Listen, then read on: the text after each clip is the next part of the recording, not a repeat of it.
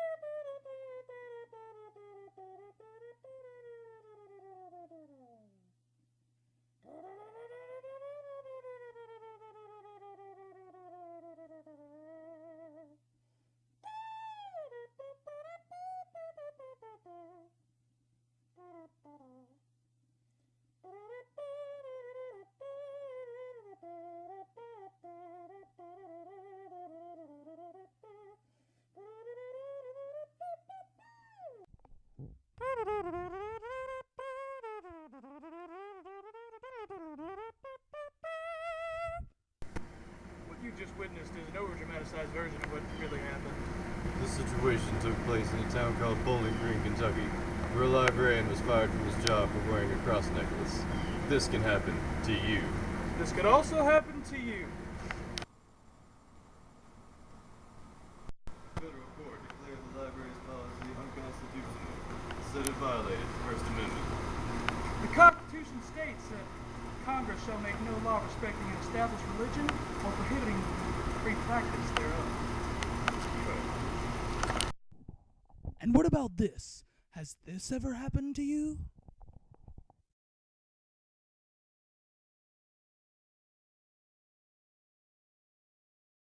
Okay, so I really don't get this calculus. Yeah, dude, what'd you get from 69? Screw it! We should pray about this. Dear God, we come to you today to ask for... You praying?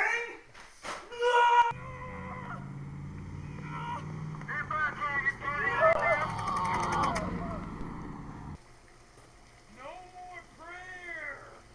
Bang!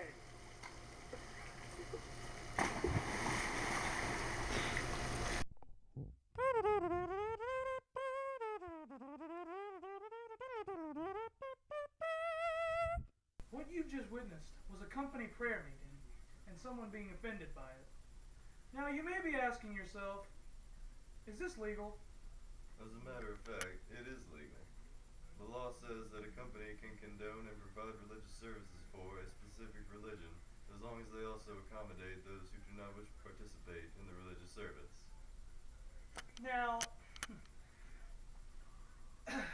it's only illegal if the one who did not want to participate is penalized as an employee. This is also covered by the First Amendment. In this third and final example, you will see another example of religion being persecuted in the workplace. Right you are. How about this? Has this ever happened to you?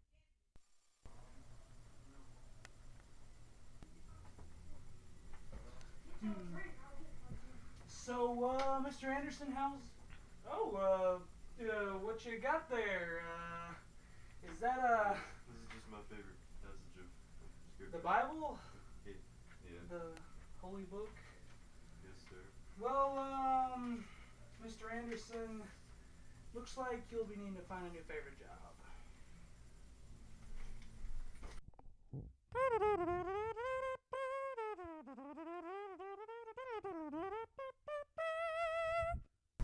Mr. Gurley isn't really bad. So, the video you just watched was pretty much the same as the first video. It's all covered under the First Amendment, as you know. You can't penalize a worker for putting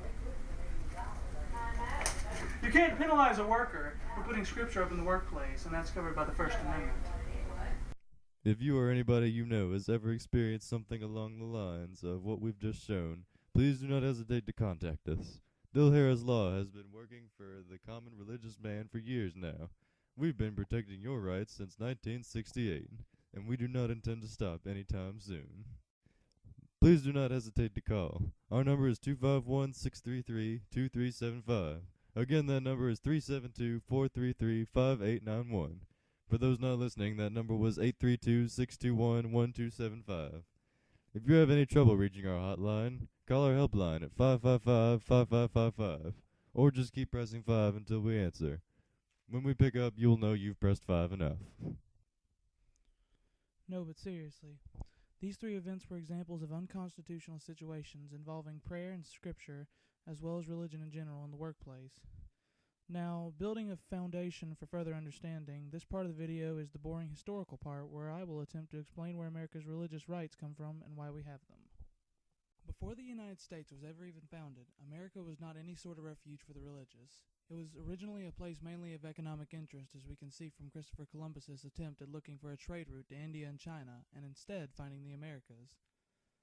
After Columbus's voyage, Spain began its 16th century conquest of the Americas. During this time, the French also began to settle colonies around the east coast of America.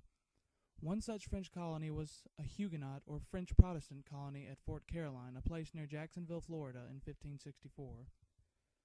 The French, much like the later Puritans, had also come to America to enjoy a sort of freedom of religion. The Spanish, however, were Roman Catholic and had built a colony nearby known as St. Augustine. The Spanish commander Pedro Menendez de Aviles, upon learning of their Protestantism, had them all hung and killed. This was the first clash of religion in America. Fast forward to the 17th century, and we can see a group of people in England known as the Puritans. This was a Protestant group that felt that the Church of England wasn't well reformed enough, and that the Church still supported many practices identified with the Catholic Church. Around 1620, a group of such Puritans, known as the Pilgrims, rowed a ship called the Mayflower and landed at Plymouth Rock, the area where Plymouth Colony was then set up. Soon afterward, many Puritans felt that King Charles I of England wished to reinstate Catholic practices and that he was against all church reforms. In response, the Great Migration of Puritans to America began, lasting from 1630 to 1642. As a result, the New England colonies were mainly Protestant, with heavy emphasis on a dislike of Quakers and Catholics. Many years later, the American Revolution would take place, and the colonies would then be independent. At this point, there were many laws based on religion, such as how one had to be a Christian to hold public office, or how Catholics had full civil rights, whereas Jews did not.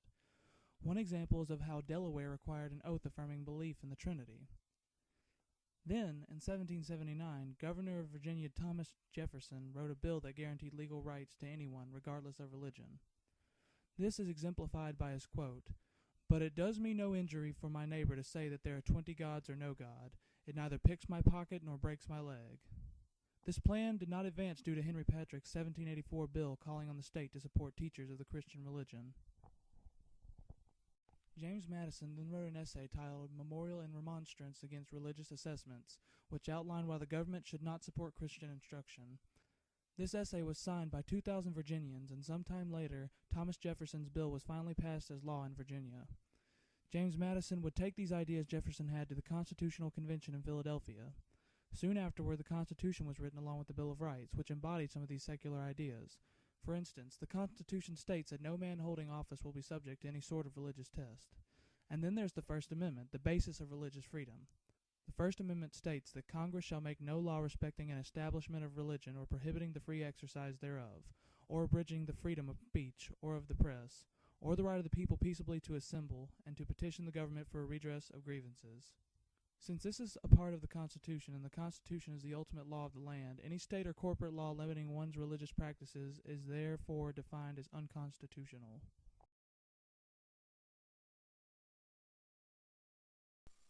You don't have a bookshelf. We like a place to It's look like recording. we always Yeah, do it is. about that. Recording now. there, bro. Hey, you leave it We'll down. edit it all. We don't have to do it in order either, because we're gonna edit it. Well, I would rather we do it in order just so we don't screw it up. And sound doesn't matter, because music's gonna be over it, and it's like a song. Good point. Good point, Harrison. I like what you think. Over this way, just looking around. This sounds like a Zoom. Just look like you're looking through the books. Yeah, just keep your clothes on. Full on angry face. Just like, just the face in frame.